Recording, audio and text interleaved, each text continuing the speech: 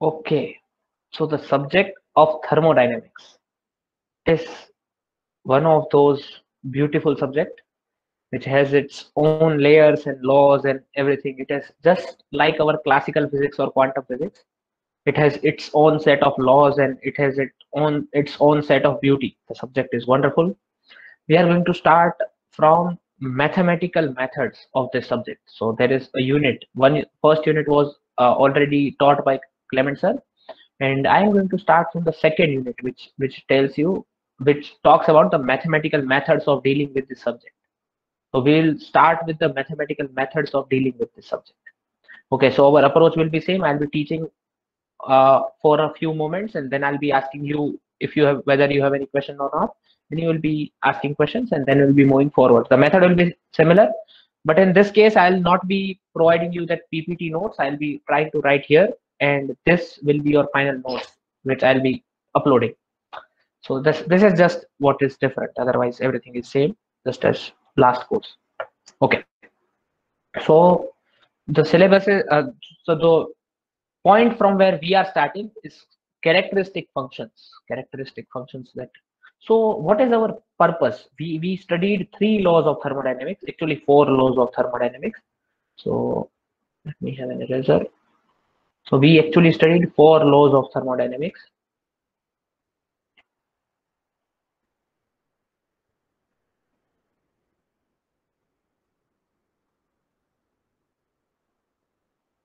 So first law was zeroth law, then the second law, then the first law, second law, third law. So four laws of thermodynamics. Now what do we want to do is we want to reformulate these laws in some different set of words. So our purpose is to reformulate these laws just to make sure that it applies to some set of problems. So our life becomes easy when we move to some specific set of problems. Just that is our main purpose. So four laws of thermodynamics: zeroth law, and first, second, and third.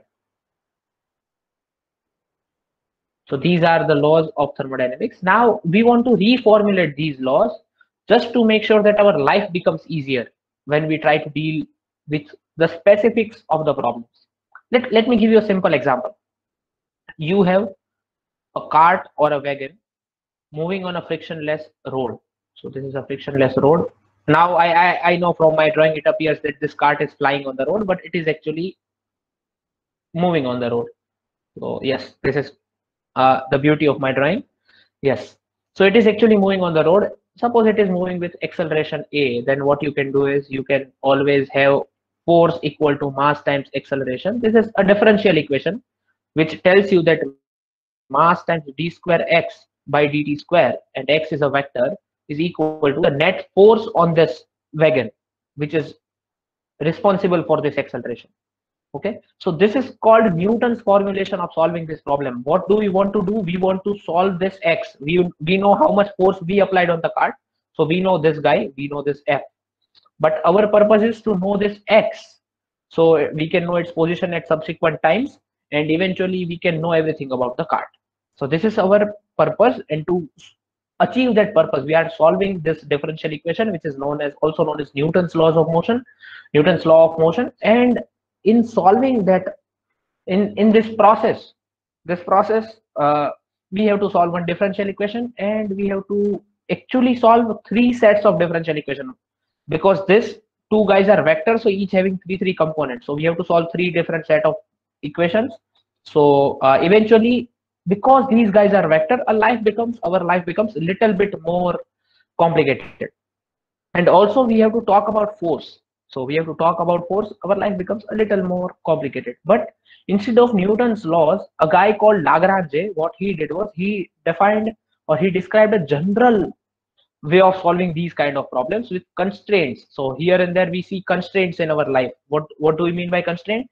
So constraint means if there is a simple pendulum, and if we just displace this simple pendulum by a small tiny amount, and we just leave it, the simple pendulum will start oscillating, and that oscillations will always be in the plane. They will be always confined to a specific plane. Now if you are moving this uh, pendulum like this, then it is a different case, but you are just displacing it and then just leaving it. So these oscillations are always confined inside a plane, and that is called constraint, that these guys, this bob cannot move outside a plane.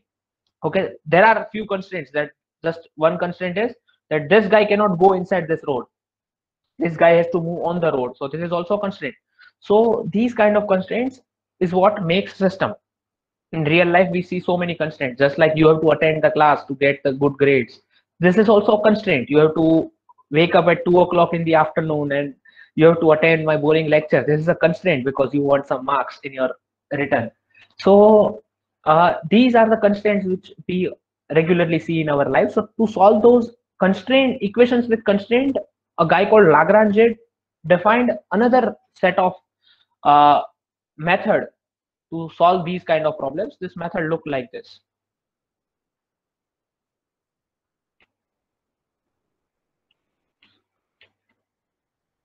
Okay, if you don't know this, don't worry, because you are not supposed to know this. But this is called Euler-Lagrange's equation. It is identical to Newton's equation. So it is completely identical to Newton's equation. This is called Euler-Lagrange equation. This is completely identical to Newton's equation of motion.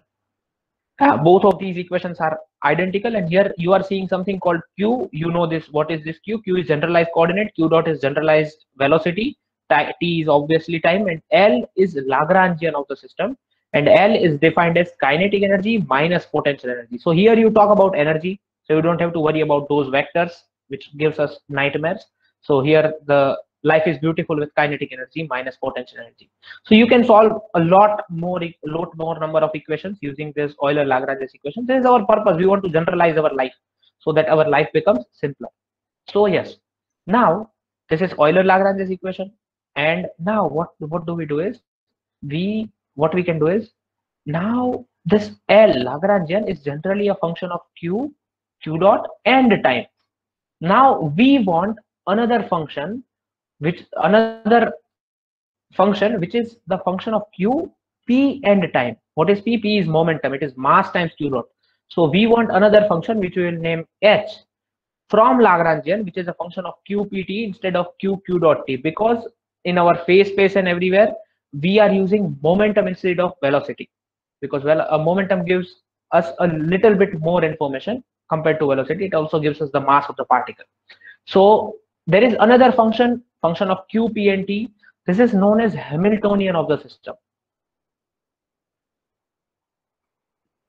This is known as Hamiltonian of the system. Still, you can find out a lot many things about the system using this Hamiltonian approach. So let me just zoom this. Okay. Otherwise, I won't be able to use new pen if I zoom it. So let me write it like this only. So if we are using this Hamiltonian formalism, then what we can do is we had a set of equations. Q dot equal to del H by del P, and P dot equal to minus del H by del Q. So this is these are the set of equations which are known as Hamilton's equation of motion, and they are also identical to the Newton's laws of motion. They are also identical to the Euler-Lagrange's equation of motion. So these guys are identical to each other, but still we formulated them in different manner, because what we want to do is, here we are trying to generalize the method of problem solving. We want to solve any problem at our head. So we are trying to solve different problems using generalization approach. So that's why what we are doing is we are trying to generalize these methods, the Hamiltonian and the Lagrangian. So from Lagrangian you can find Hamiltonian, and from Hamiltonian you can find Lagrangian using a technique, mathematical technique called Legendre differential transformations.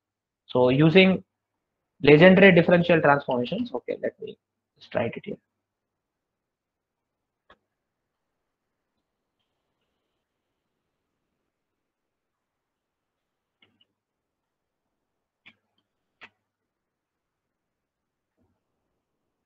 What you can do is you can change from Lagrangian to Hamiltonian or Hamiltonian to Lagrangian. Now let us learn this technique. Let us first learn this technique of Legendre differential transformation. Then I'll be telling you that why am I telling all these to you guys in thermodynamics course. Why I'm talking about Lagrangian and Hamiltonian. You guys are not supposed to know this Lagrangian. Okay, you guys are not supposed to know this Hamiltonian, which is nothing but the total energy, kinetic plus potential energy. You guys are not supposed to know it. Just for the point of view of statistical mechanics, yes, you if you just know this two equations of motion, then it is all good. If you are not supposed to know more about Hamiltonian, but I'm just telling you guys just to know, just for the sake of knowledge, that you can solve the similar problem using different methods. You can solve it. You can solve the simple pendulum using Newton's laws, Euler-Lagrange's equation, or Hamilton's equation of motion. So you can solve a single problem using various kind of formalisms. But here my purpose is to tell you that you can move from this set of coordinates to other set of coordinates using something called Legendre differential transformation. So let us have a function f of x, y. Let function f be the function of x and y, so that we can define df equal to del f by del x at constant y into dx plus del f by del y at constant x into dy. So this is how we define a small change in this function f. This is how we define it. This is the first law or fundamental theorem of partial differentiation. This is known as the fundamental theorem of partial differentiation. I am not going to prove this, but this is how we write a small change in a function of multivariables. We have used this approach in our statistical mechanics as well. So yes, this is the small change. This is the fundamental theorem. Now, my purpose is that I want to change this. So let us write this as u into dx plus v into dy. Let us write this small change in f as u into dx and v into dy. So let us write this like this. So my purpose is that, let's give this equation number 1. So now my purpose is that I want to make or generate a new function. So purpose is to generate a new function g, which is not a function of x and y, but it is a new function of u and y. So here there is something called u and something called y. So my purpose is to generate a new function g, which is a function of u and y instead of x and y, using the same function f. So that technique is known as Legendre's differential transformation, and it is defined as f minus ux.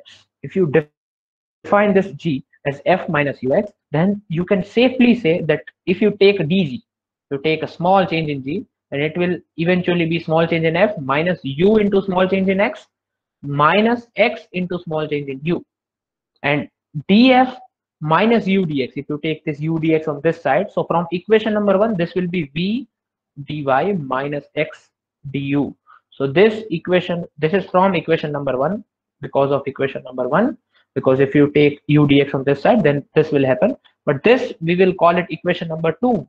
And if you define g like this, f minus ux, then eventually what you get is, you get g, which is actually a function of y and u instead of that x and y. So u and y instead of x and y. So you can generate a new function which is a function of u and y, not x and y. Okay. So yes. Okay, somebody has entered the class. Should we admit or not? It's up to you guys.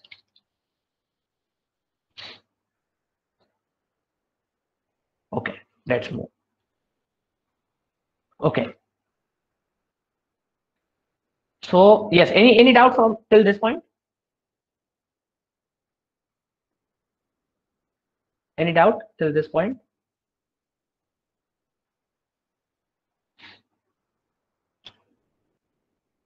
Oh, yes or no is expected?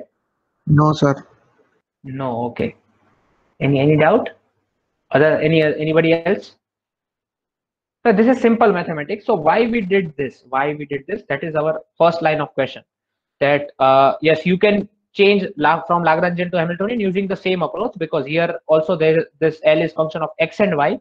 Now you want to make this h as a function of x and u instead of this x and y. So you can change it. You can easily do it.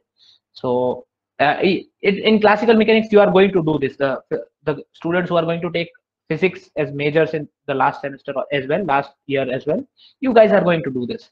Legendary differential transformation there also.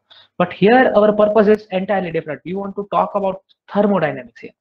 So what do we need to talk about? Let's talk about something called natural variables first.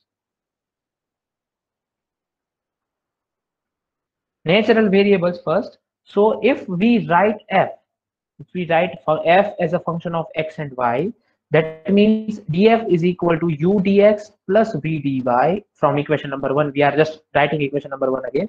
So if f is a function of x and y, that means df is u dx plus v dy. Now if you want to change f, now here to change f,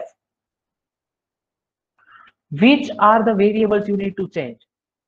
How many variables do you need to change f?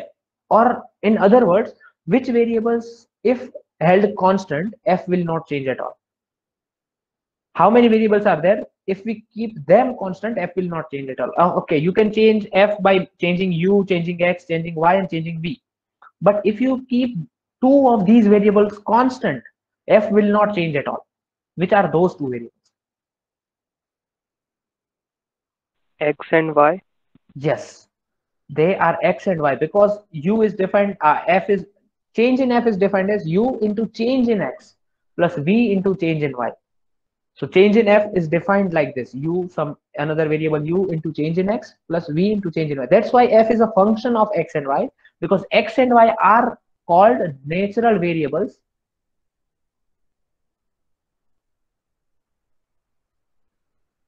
Natural variables of f. So they are called natural variables of f. Okay, so this is, I hope you got the idea of natural variables. Just to make sure that you got this idea, which are the natural variables of f? Sorry, g. Which are the natural variables of g in this equation?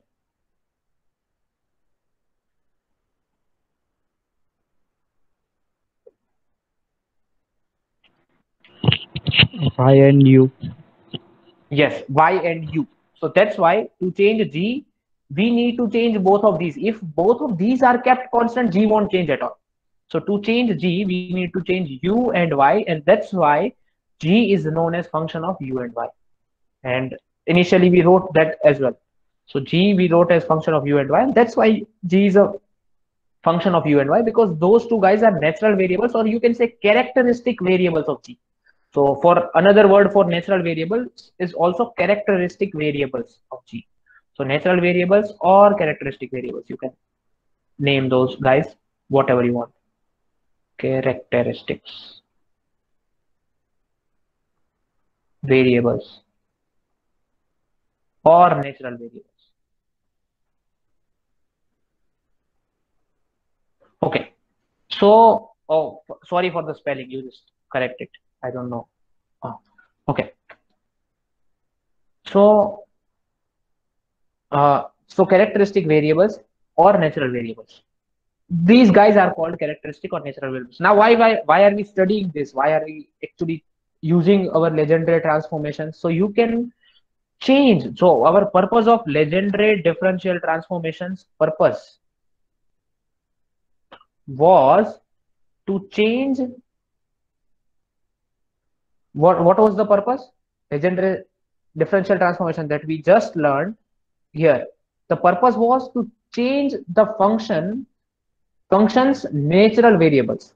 So this was the purpose, to change the functions natural or characteristic variables, was to change the functions natural variables, or you can say to design a new function with new variables, new natural variables. To let us write that, this is that is a good choices of words. So the legendary differential transformations purpose was to change the functions description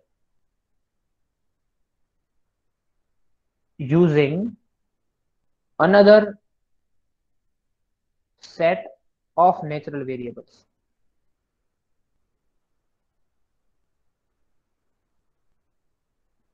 Now the title of this chapter is mathematical methods, so I am supposing that you guys are ready with this much of mathematics. Now if you guys are ready and not bored till yet after this much mathematics, then let me tell you that So why we are doing this? So our purpose is that we want to transform actually the one set of natural variables from to another set of natural variables, just as we did in the case of f and g. And this is the method which will be useful in our thermodynamics course. So this is the method which will be actually useful in our thermodynamics course. How? Let's apply this method to thermodynamics.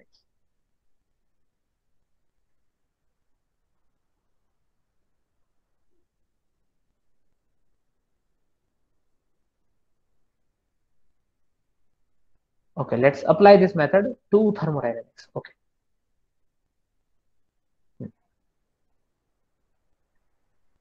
Okay, let me admit.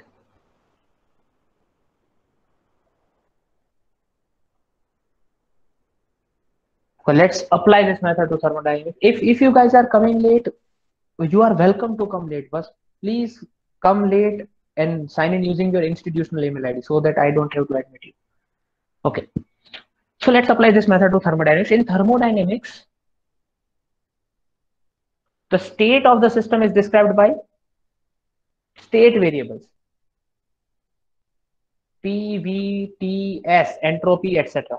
State of the system is described by these guys: pressure, volume, temperature, entropy, total internal energy, etc. These guys actually describe the state of the system. It means if you know these guys, you know everything there has to be known about the system. So these guys are called state variables.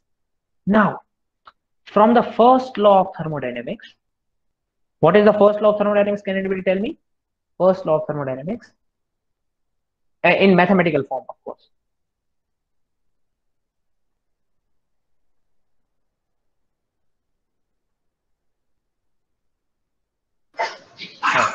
Q equals to Q equals to, yes, delta U minus W. delta U minus W. Q equals to delta U minus W. Okay. Yes, so this is the first law of thermodynamics. Definitely this is the first law of thermodynamics, but here you have to define what do you mean by W and what do you mean by Q. So I hope you know that too, because there are various modes of the first law, but in which you have to define on your own that what do you mean by when you say the word W. Is it the work done by the system or work done on the system? What do you mean by Q? Is it the work done by so is it the heat absorbed by the system or heat emitted by the system? So if you know these things as well, so this is the accurate form, correct form of the first law of thermodynamics. So I'm just writing it in terms of differentials. So this was a rather approach of the chemist or chemistry student who write this law of first law of thermodynamics like this. Normally we study this law of thermodynamics in chemistry, but in physics we use a little bit more mathematics and change this law into differential form. So this Q we write as TdS and W we write as minus PdV. So W we write as minus PdV. So this is the first law of thermodynamics in our mathematical, more mathematical, rigorous mathematical framework. This is the first law of thermodynamics for physicists. Now here, which are the natural variables of U? Can anybody tell me?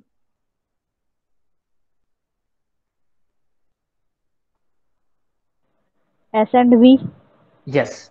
So these two guys, S and V, are the natural variables of U, S and V. U is a function of S and V.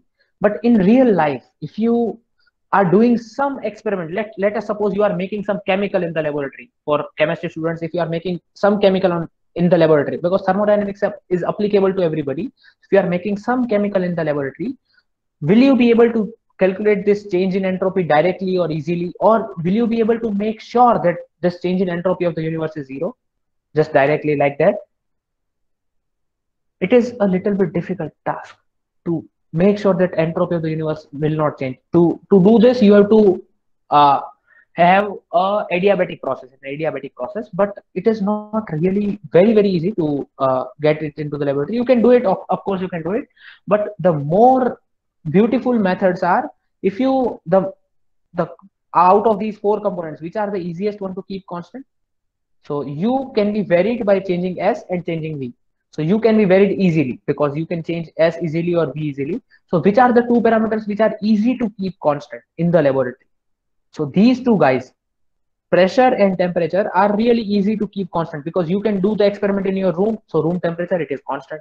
You can do the experiment in open air, because so the pressure of the system is also constant, because the pressure is atmospheric pressure, the pressure exerted on the system by the outer air. If you are doing the system in open air, the pressure of the system is easy to keep constant. And just like we do the experiments in chemistry laboratory, so we do the experiments in chemistry laboratory using T constant, and generally in most of the cases we also keep the T constant when we are doing the experiment or performing the experiments in the room temperature. So P and T are the easiest guys to keep constant. S and V are little bit tougher. Why V is tougher? V is tough because in each and every uh, with each and every change of temperature, with a slight change in temperature, the body either expands or contracts. Okay, so it is very difficult to measure that small change in volume with due to expansion or contraction if we are doing the experiment in laboratory. If it is a gas, it is okay, but if we are doing experiments in the laboratory with liquid, it is really hard or tough to find the change in volume. Small changes are there. So it is wise to change this variables u of SV into some other set of convenient variables, using the Legendre transformation. So V is not practically possible to monitor properly. So here we change this U in some set of convenient with a new function called H, with some set of more convenient variables. So there's more convenient variables are called PS. U, okay, let me write it like this so that we get the idea what we are changing. U, you can write it as a function of V and S. From U, V and S, we are changing to H, P and S. So from from F, X, Y, we change to G, U, Y by using this Legendre transformation, G equal to F minus UX. So here, what should be the Legendre transformation for H? H equal to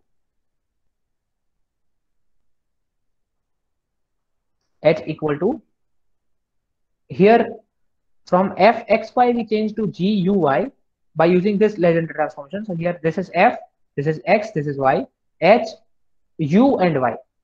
So we can use this following Legendre transformation. It is U minus, so instead of F we are using U, and minus, instead of U, what is U? U is a multiplication of this guy X. So here multiplication of small change in X is known as minus P. So U into minus P into Y. So Y is S. So eventually H is defined as U plus PS. Oh, so okay, U plus PV. I'm sorry, this has to be PU UX. Sorry. So this is how we define a Legendre differential transformation. Okay, if you don't know this Legendre differential transformation and techniques and all those things, in most of the books they are using Legendre transformation, but there are few good books also which are also Blundell and Blundell. For example, they use directly this expression. They do not use this mathematical method to reach at this equation. They just directly tell you that this is how we define something, some new function called H, which is now if you do DH, what will be DH? It is du plus PdV plus VdP, and du plus PdV. How much should be du plus PdV? It is TdS. So this number will equal to this number will equal to TdS. So it is TdS plus VdP. So DH is now TdS plus VdP. So H is function of which two guys? You can say H is S now and P. Yes, H is now function of S and P. So its natural variable changed. Instead of V and S, it is now S and P. So entropy, it is still a little bit difficult to monitor, but instead of volume, now we are monitoring pressure, which is good for our case because we are doing some experiments in chemistry laboratory. So this is really easy to monitor. So now this H, we don't know what this H is, but let us for the time being name this guy and enthalpy. So this is not enthalpy, this is the change in enthalpy. But this H we are naming enthalpy. We don't know physically what does this mean. We just learned some mathematical technique. We came to know that we can change these variables into some other variables. So let us, why not give it a try? So we just gave it a try because we found out that in U some things are missing. So it is not very viable to express U in terms of V. So let us define something new, which also has the dimension of energy, because U is also having the dimension of energy, PV is also having the dimension of energy. So let us define something new which has the dimension of energy, and still it is expressed in terms of new natural variables, new set of natural variables. But we are not stopped at this point. But S is still difficult to monitor. So S is still difficult to monitor.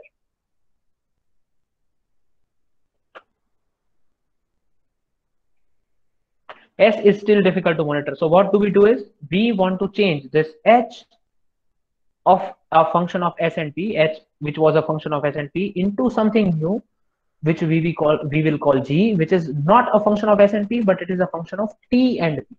So it is, these two guys are relatively more easy to monitor in the laboratory. So we don't know what is an enthalpy, we don't know what does it mean physically, but we are just doing some mathematics. We'll reach to its physical significance at the end of the lecture, but we are just using some facts that S entropy is very difficult to monitor in the experiment. So we are just using Legendre transformations just to change this variable of H into something new. What is that new? That is new is G. And can anybody tell me the Legendre differential transformation? Because in exam I can ask you some questions.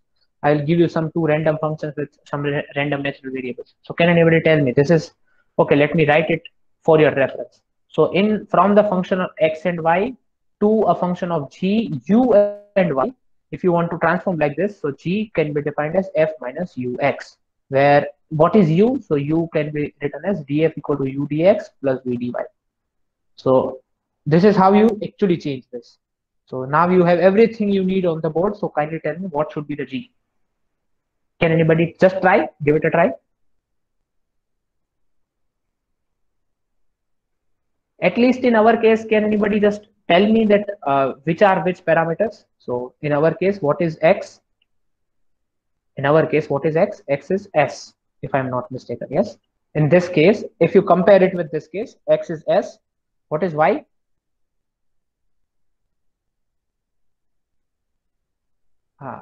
You can speak. P. Yes, Y is P. So we are doing simple mathematics. I know it is boring for few students, but I know it is not so boring for other few as well. So Y is P. Now, if you compare this with this, what is U? If you compare dF with this, what is U? U is a coefficient of dx. Now X is S, so what is the coefficient of ds? It is T. So U is T. Okay, now you have three guys, S, P and T as X, Y and U. Now just you have to change the variable. So F, it means H, minus U is T and X is S. So H minus TS is another beautiful Legendre differential transformation which gives us something called G. G is, what is G? G is known as Gibbs function. Gibbs function, I'm sorry. Gibbs function. Since H was energy and TS also gives us heat energy, so H minus TS is also having the dimension of energy. So G is also having the dimension of energy. So Gibbs function is also having the dimension of energy. In few books, they just give you this expression to remember. We just define Gibbs function like this, not from the Legendre transformation, but we just define it like this. In some books, they use this approach. In our book, the approach being used was a little bit different. Which is our textbook? Our textbook is Heat and Thermodynamics by Szymanski. So this is the textbook we are following, which is in your syllabus. So now this G is written like this. So can anybody tell me what is the change in G? Just fast mathematics. Now for next 5 minutes, we will do some fast mathematics.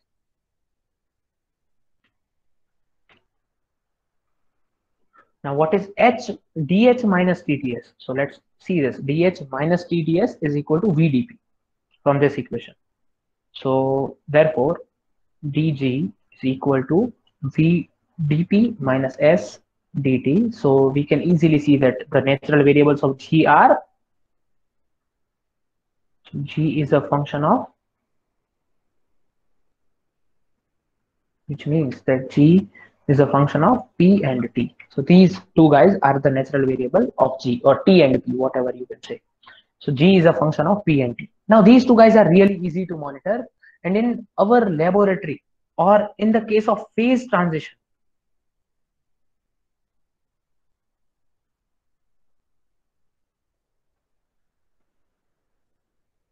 In case of phase transition, okay, where are we using this H? H we are using in case of adiabatic process.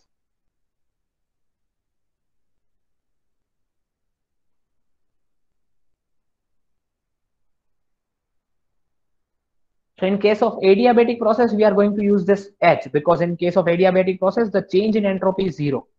Okay, in case of reversible adiabatic process, the change in entropy is 0. So we get just, and if we are doing the experiment at the room pressure, so in the open air, so change in pressure is also 0. So in case of reversible adiabatic process, this change in enthalpy is 0. So eventually we can correlate the initial enthalpy with the final enthalpy, which is really easy to do. So we can say that initial enthalpy is equal to final enthalpy. So we can know a lot more about enthalpy, and we can know a lot more about the system.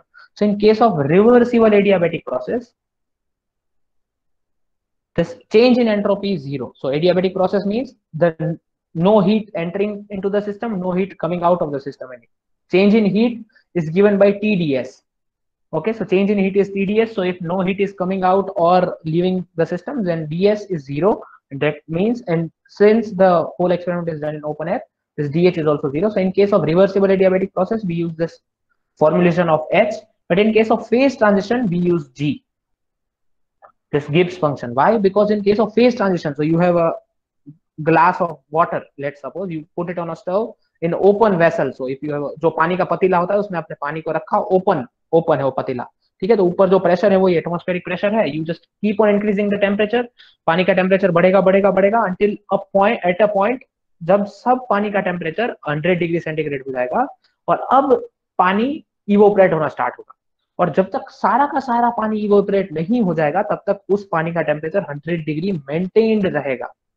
ठीक है, तब तक वो maintain रहेगा. So in case of phase transition, where either ice is converted into water or water is converted into steam, or any phase transition whatsoever, we use G, because in that case we do the experiment in open air, so pressure is constant, temperature is constant in process of phase transition. So in case of phase transition, जो quantity constant रहती है वो G है. So it is really easy to monitor the quantity which are actually, they are not constant, I should not say they are constant, but they are equal at the end of process as they were at the beginning of the process. कोई quantity ऐसी है जो process की शुरुआत में जितनी थी उतनी ही रहेगी प्रोसेस के एंड में भी. So it is really easy to monitor those quantities. So in case of phase transition, we generally monitor G instead of internal energy, because internal energy keeps on increasing. But so it is very difficult to monitor internal energy U. In that case, we monitor G, this Gibbs function. So these are the actual reasons why we are doing these kind of calculations. You will get to know about more reasons in the subsequent time, but these are just prominent reasons. So in case of phase transition, we use G. Now in there are some other cases, just like in canonical transformations, in canonical ensemble, sorry, not canonical transformation, in canonical ensemble we studied. So there is this third guy in canonical ensemble or grand canonical ensemble.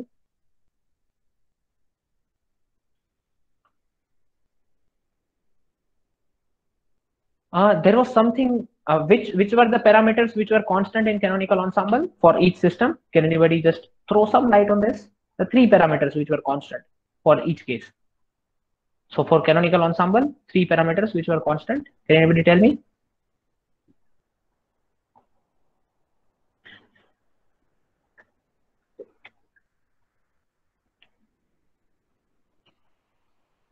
I know you can tell, I think, suppose. For canonical ensemble, the energy of the each and every system can change, but number of particles are constant, volume is constant, but energy can change, so temperature is constant. For grand canonical ensemble, which were 3 parameters? One is volume, one is temperature, and other was this chemical potential.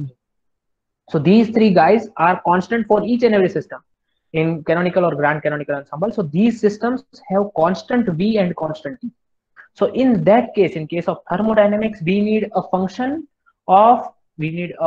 capital F of V and T. We need a function capital F of V and T instead of other functions. So can we make this function from U, from internal energy, which is the function of S and V? So this U is function of S and V, and we want to make a new function F, which is the function of T and V.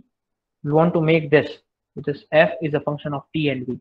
So can anybody tell me which are the legendary transformations correspondingly? So we have du equal to TdS minus PdV, and you know this G equal to F minus Ux. You know these two things.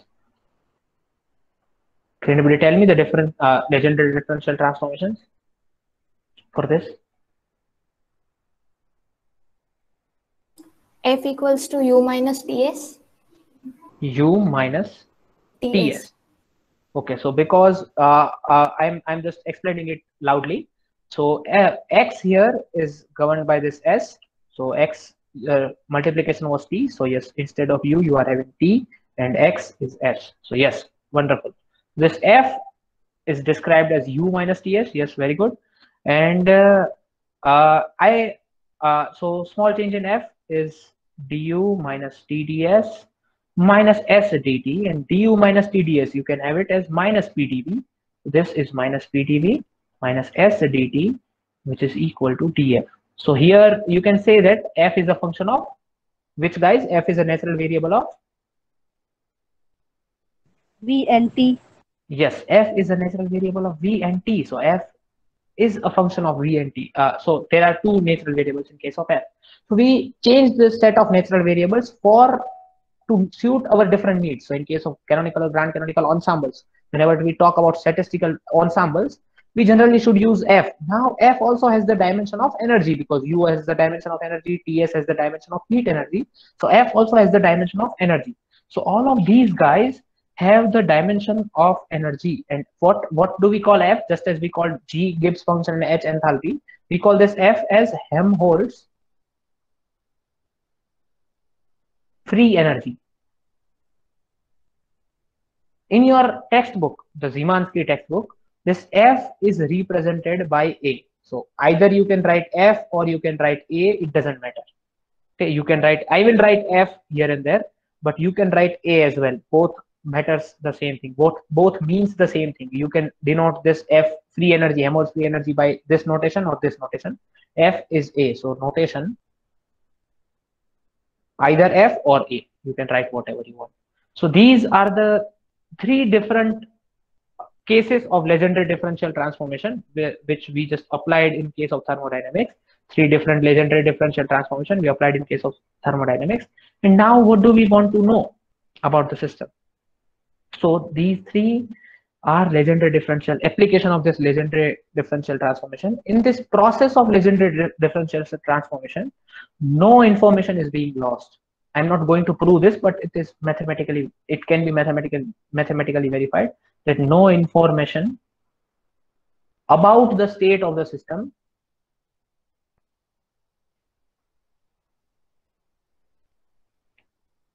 is lost during this process. So no information is being lost during this process. And gain, what is the gain of this process? So I should write it in red letters.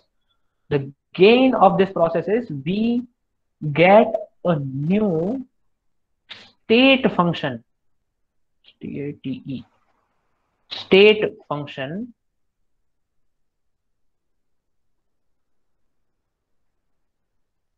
which is described a new set of state functions.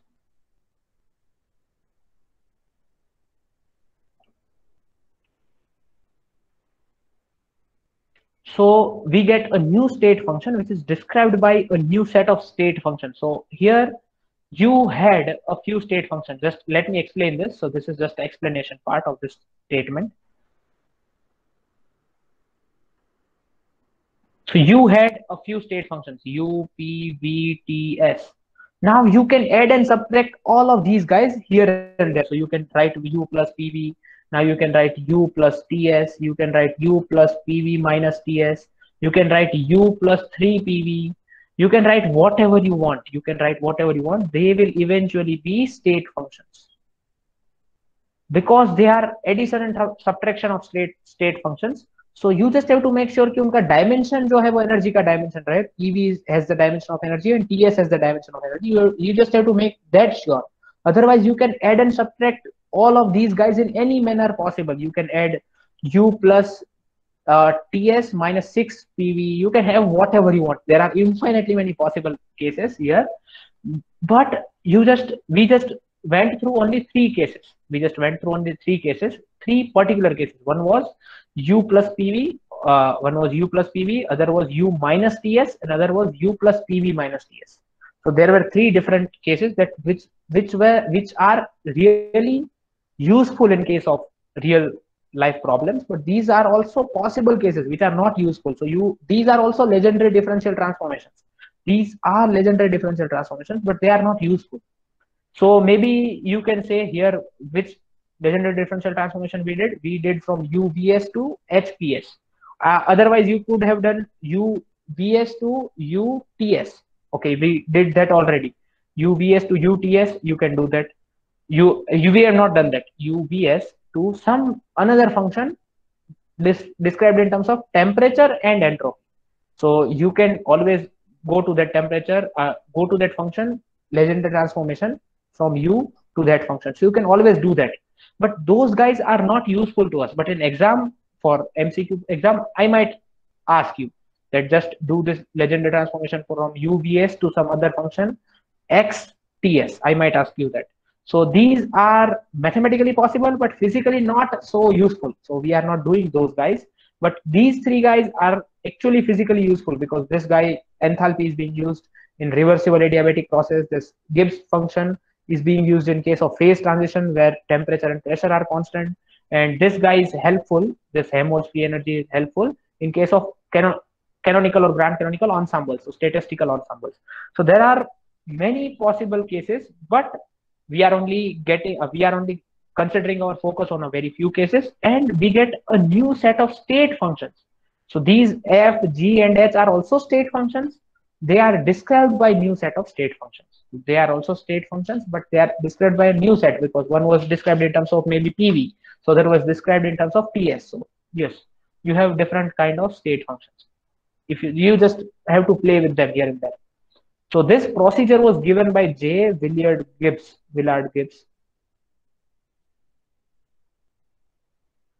He was a professor of mathematics there. So this whole procedure of legendary differential transformation was given by this guy. And eventually, we are learning this and we are going to apply this in our statistical or thermodynamic processes. Now, there is something called thermodynamic square.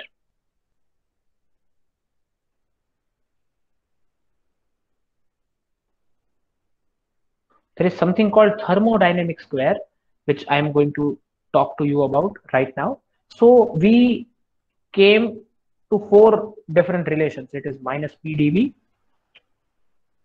We had four different relations. It is dG or dF or let us say dH. So there were four different relations. Now I expect you guys to remember these four relations.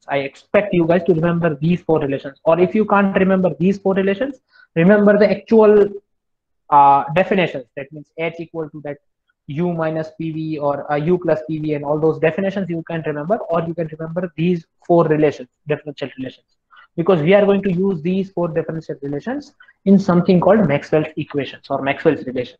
So how to remember these four guys? That is our actually point of concern, because I am not a good, I do have good memory, but I do not waste my memory in remembering this kind of vague equations.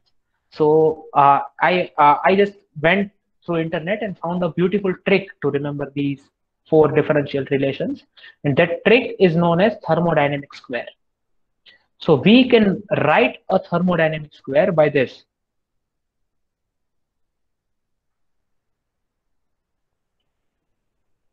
We can write a thermodynamic square like this, and just we have to put two arrows from bottom to up.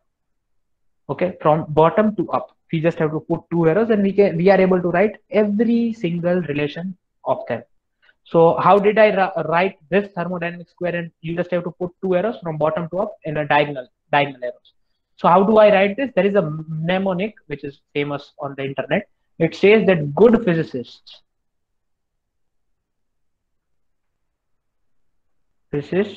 have studied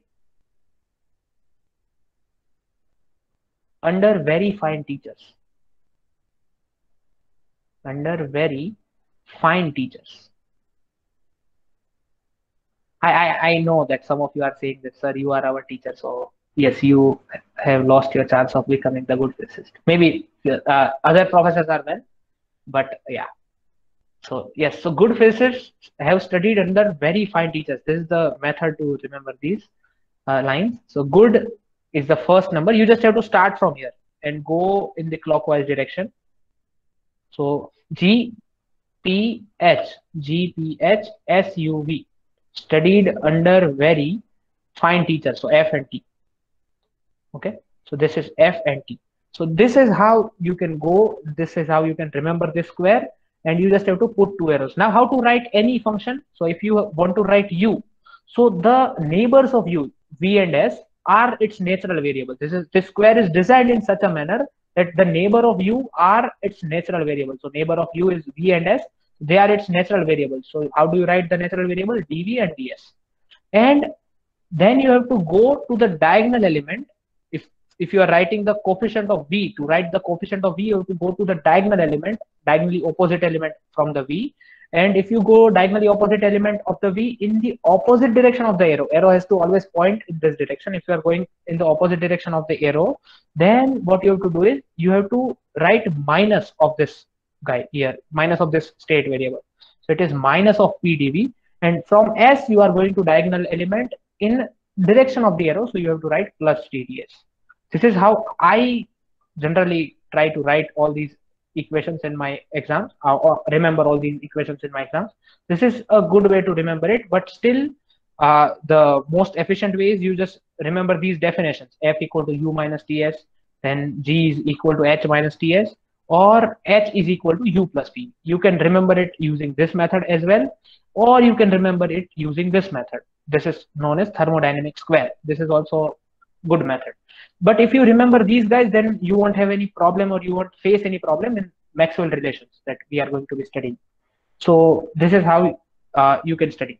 So our purpose, just how to write G. So you just have G. Both of his neighbors are its natural variables. So dt and dp. How to write the coefficient of t? Just go in diagonally opposite element.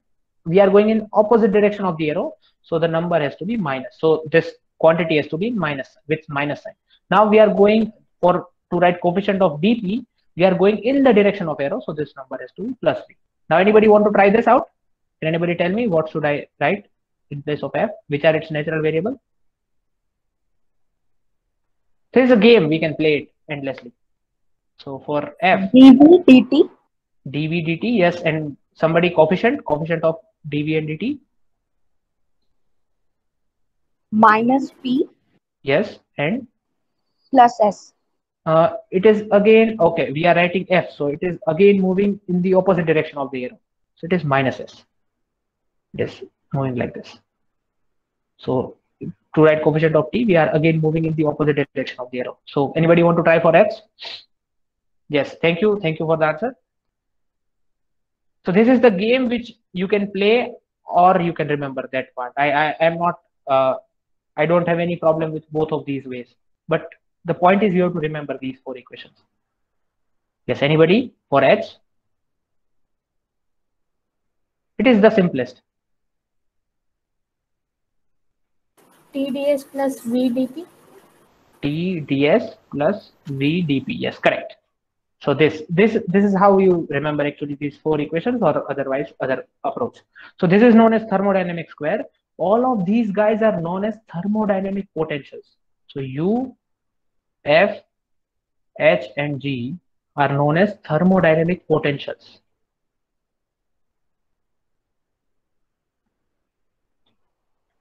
And they are useful because they have the dimension of energy, and energy is generally conserved in the process. So you can choose different kind of processes, and one of them will have the value of one of these thermodynamic potential equal at initial value of one of these thermodynamic potential equal to the final value of this thermodynamic potential. तो आप कोई भी अलग अलग process को study कर सकते हैं.